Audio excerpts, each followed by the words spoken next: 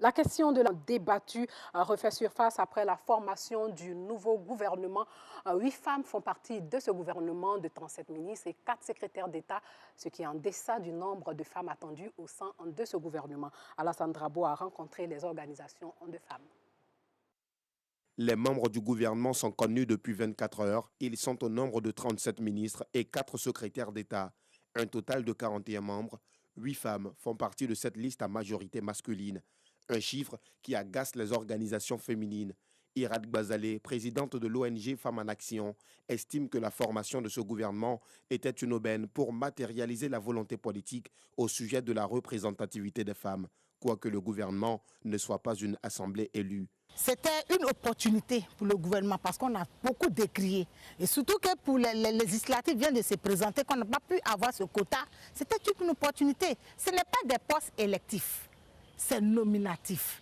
Même si ce n'est pas mis dans la loi, mais c'est une opportunité. Ceux-mêmes qui sont devant cette loi-là ne favorisent pas. Comment les gens vont pouvoir respecter ça? Les femmes du gouvernement représentent environ 19% de l'équipe gouvernementale. Les organisations de femmes espèrent de plus grandes actions du ministère de la Femme, de la Famille et de l'Enfant. À en croire Désiré Dénéo, secrétaire général de la Ligue ivoirienne des droits des femmes, d'importants chantiers attendent Nasseneba Touré. Le ministère de la Femme, en fait, en réalité, c'est tout un chantier. Moi, je vais peut-être parler des questions qui me parlent personnellement, c'est-à-dire la question des violences faites aux femmes. Arrêter de négliger et de banaliser les violences faites aux femmes, mais également se saisir de tout ce qui est question des droits des femmes au sens large du terme. On peut parler aujourd'hui du droit de l'accès, par exemple, à la propriété foncière des femmes, même s'il y a une loi aujourd'hui qui permet aux femmes d'accéder à la propriété foncière, mais qui en réalité n'est pas appliquée. Permettre aux petites filles d'aller à l'école au même titre que les petits garçons. Vraiment, c'est un chantier d'égalité, œuvrer pour l'égalité entre l'homme et la femme.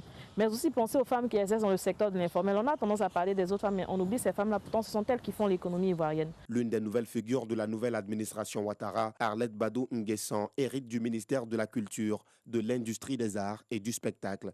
Pour elle, les 8 femmes du gouvernement réussiront dans une même vision à faire valoir les droits des femmes et l'amélioration de leurs conditions de vie.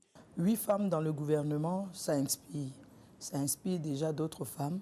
C'est une fierté pour toutes les femmes de se sentir prises en compte dans les instances de décision et surtout dans la marche de la Côte d'Ivoire. Et donc c'est vraiment un très grand pas. Nous allons aller mériter cette confiance par notre acharnement à faire évoluer les choses au niveau des femmes.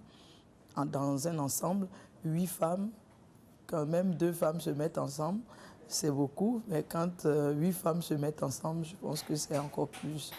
Pour rappel, le précédent gouvernement ne comptait que 7 femmes, une amélioration jugée insuffisante par certaines organisations de femmes.